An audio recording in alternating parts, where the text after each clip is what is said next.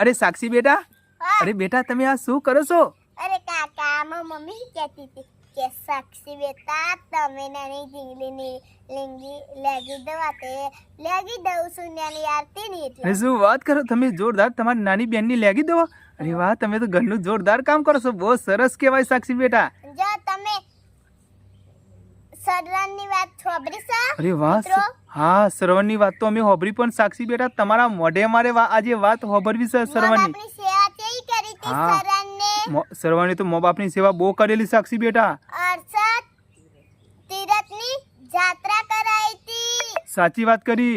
સર્વને અરસદ તીરથની જાત્રા મા બાપના અધરા મા બાપની જાત્રા કરાયેલી. સાચી વાત કરી. જાત્રા કરાયેલી.